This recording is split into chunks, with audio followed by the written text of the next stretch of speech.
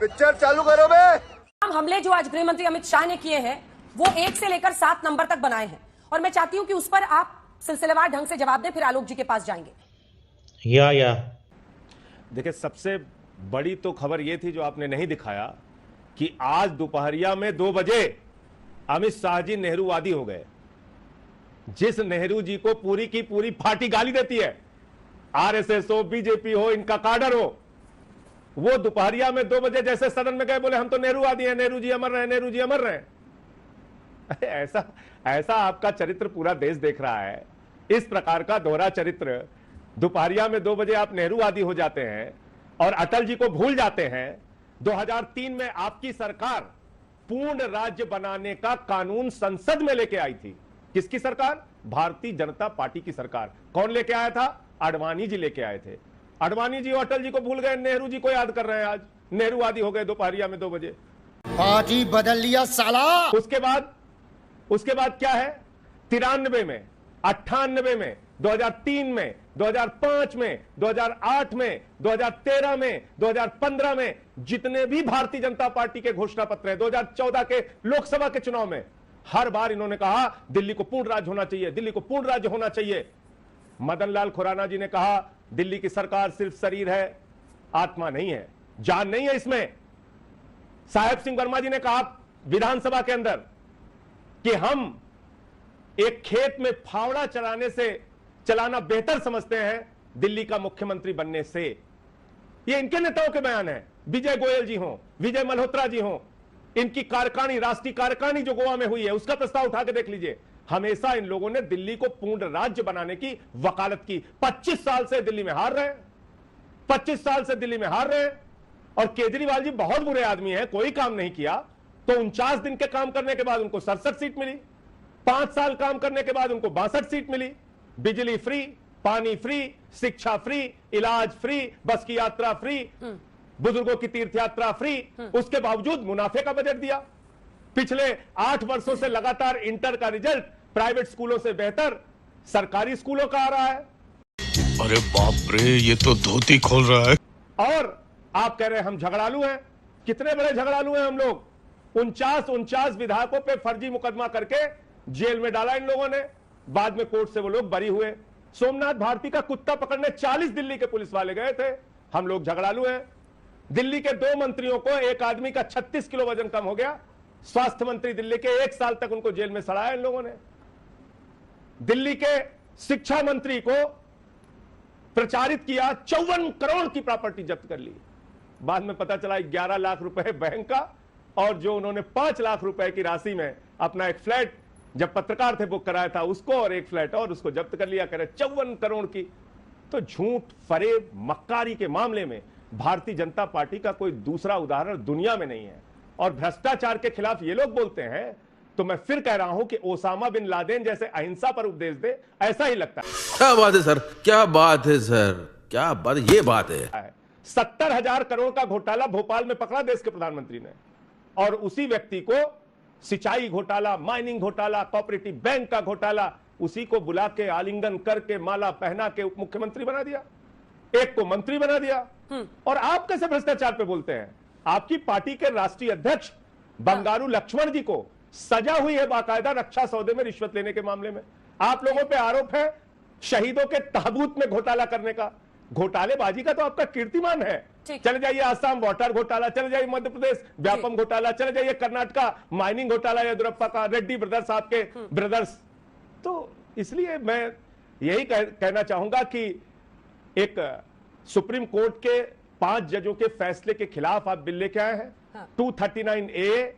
मैंने कल भी अंजना जी आपसे कहा था, आज भी कह रहा हूं, सुधांशु जी को और अपने दर्शकों को पढ़ाइए, जिसमें 3 विषय छोड़ के सारे अधिकार दिल्ली सरकार को दिए गए हैं। और यही बात सुप्रीम कोर्ट के चीफ जस्टिस चंद्रचूड़ जी ने कही कि स्पिरिट ऑफ द कॉन्स्टिट्यूशन ये कहता है कि ब्यूरोक्रेसी, ट्रांसफर पोस्टिंग एक चुनी हुई सरकार के पास होना चाहिए। ठीक है, ये साफ तौर पे लिखा है।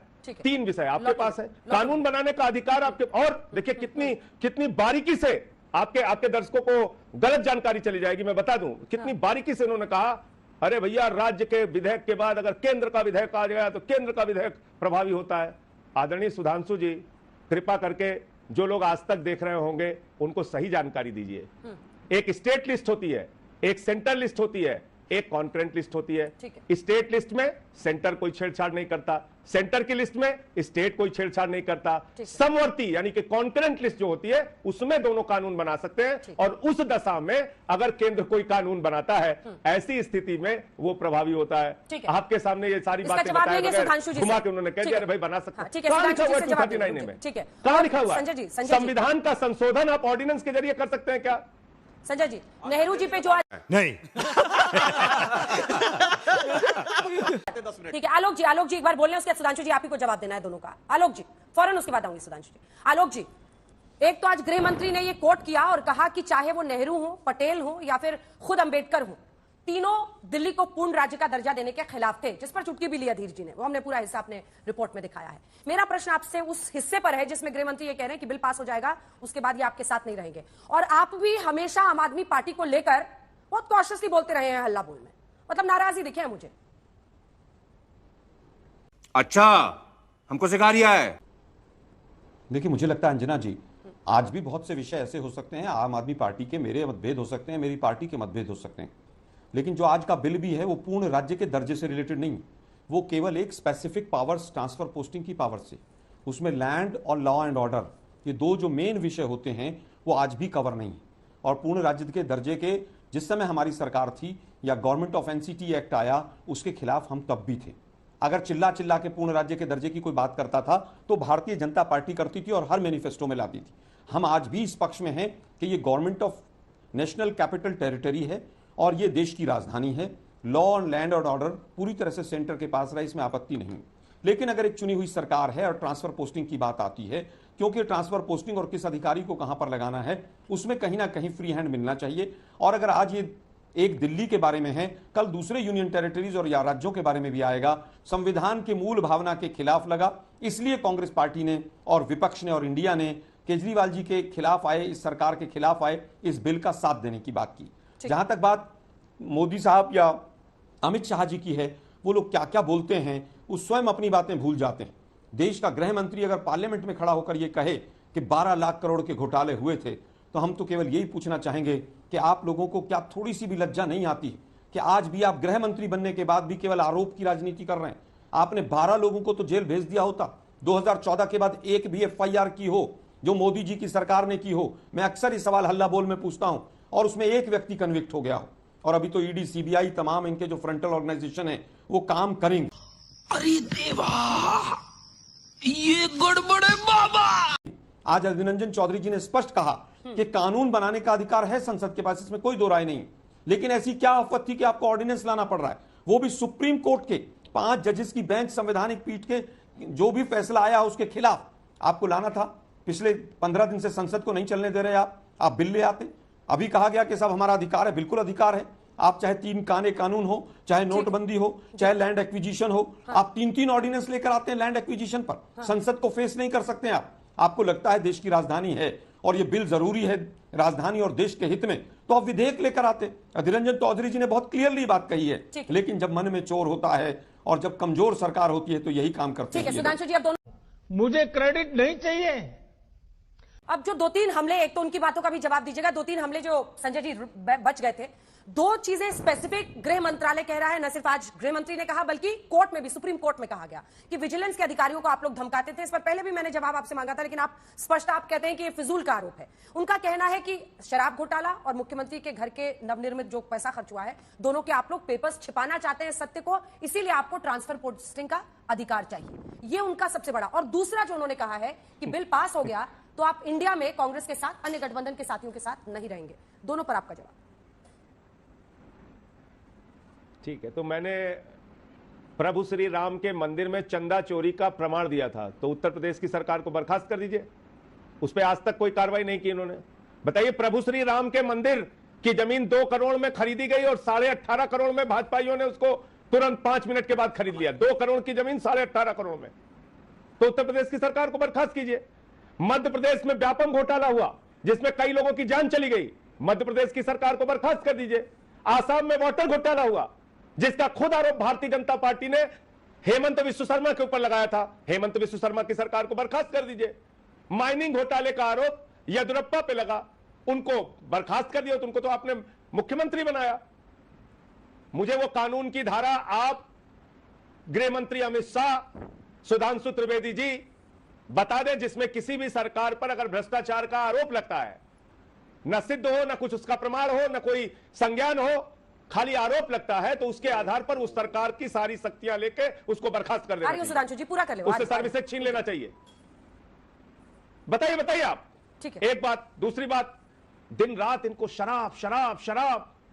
अरे भैया 27 साल से जहां पर आपका शासन है, गुजरात मॉडल, जिस गुजरात में घोषित रूप से शराब बंदी है, उस गांधी जी के गुजरात में हजारों करोड़ रुपए की शराब भाजपाई गली गली मोहल्ले मोहल्ले पैकेट लेके पिलाते हैं गांव गांव में। इस सज्जन को क्या तकलीफ है भाई, क्या तकलीफ है इनको? और 10,000 करोड़ रुपए का घोटाला करते हैं साल भर में। 10,000 करोड़, जिस राज्य में शराब बंदी है। अलीगढ़ चले जाइए, 110 लोग नकली शराब पी के, जहरीली शराब पी के मर गए। मेरठ में, बागपत में जहरीली शराब पी के लोग मर गए। उत्तर प्रदेश ही बगल में है।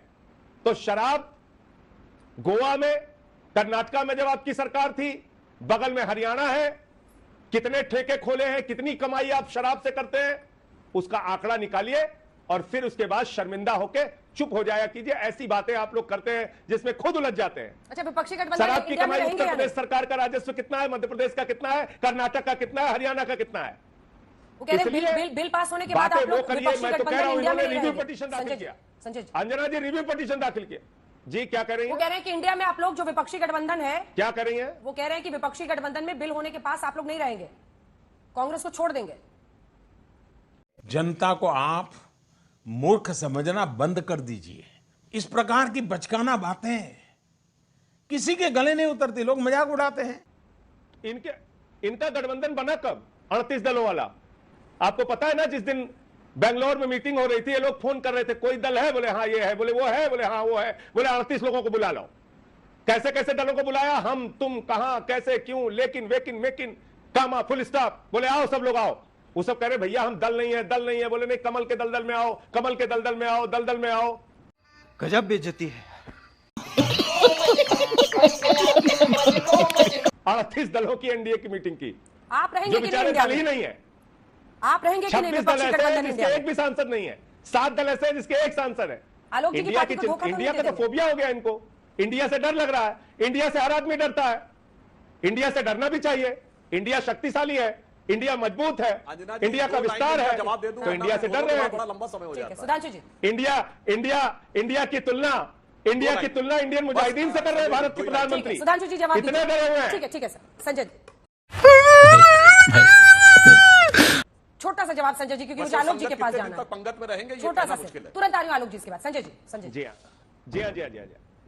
संगत आपको खराब मिल गई है राहुल गांधी की, वो कह रहे हैं। अभी ये एकदम मैं ये कह रहा हूं कि शराब का जो दरिया बह रहा है दिल्ली में, जिसमें सब डूबे हुए हैं, भाजपाई निकल ही नहीं पा रहे हैं उस दरिया में।